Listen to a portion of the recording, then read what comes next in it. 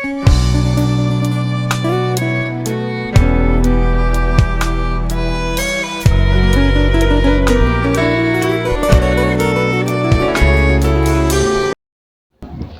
peuple de Dieu, shalom partout où vous êtes. C'est votre émission La Cloche du Soir, présentée par le frère Isaac Itenge, membre de la communauté des églises de Beraka Melam.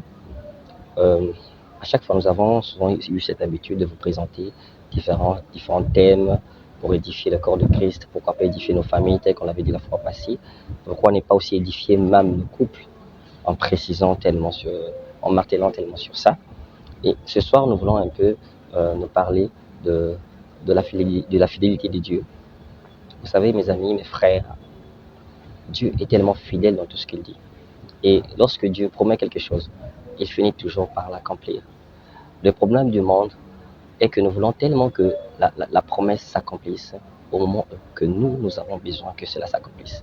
C'est-à-dire, pendant que le besoin monte dans notre cœur, nous, humains que nous sommes, nous avons tellement cette envie que la promesse de Dieu s'accomplisse selon notre chronogramme. Nous voulons qu'à telle date, à telle heure, et à une période précise, il faut que Dieu puisse accomplir ce qu'il m'avait dit. Cependant, la promesse de Dieu ne dépend pas du chronogramme de l'homme. La promesse de Dieu dépend de la volonté divine de Dieu. Et c'est Dieu qui connaît l'époque, c'est Dieu qui connaît la date, et c'est Dieu qui connaît même l'heure à laquelle il devrait accomplir ce qu'il t'avait promis. Il y a des promesses dont Dieu te promet, mais il ne promet pas à toi, il promet à ta descendance. Vous allez voir que Dieu dit à Abraham que je ferai de toi une grande nation sur toute la terre. Mais cependant, Abraham n'avait pas vécu cela. Ce sont les descendants d'Abraham qui ont vécu la grandeur de la promesse que Dieu avait faite à Abraham.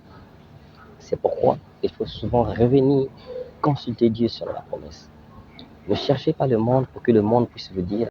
C'est pourquoi il faut tellement faire attention avec qui tu associes la promesse dont Dieu t'a faite. Vous voyez, quand Dieu avait parlé à Abraham que tu vas dans le pays où je te montrerai, il n'y avait pas la présence du neveu d'Abraham, mais Abraham a voulu associer le neveu dans la promesse que Dieu lui avait faite. Et voilà pourquoi il y a beaucoup de choses qui ont tardé dans sa vie, parce que Abraham a associé quelqu'un d'autre pour accomplir la promesse dont Dieu lui avait donnée.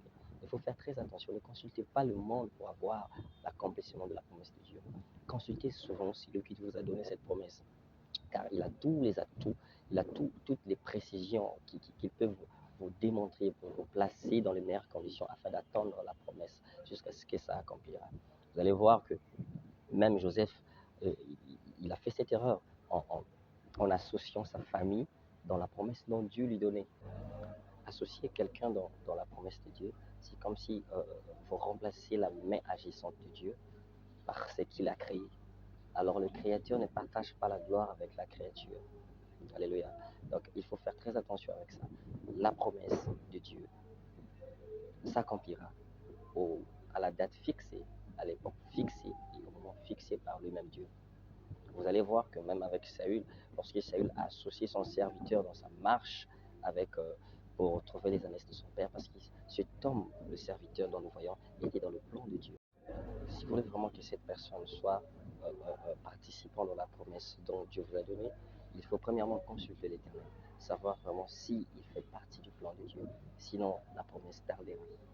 Mais ce que je voulais nous exhorter encore ce soir, édifier encore le peuple de Dieu, que la promesse de Dieu s'accomplisse toujours.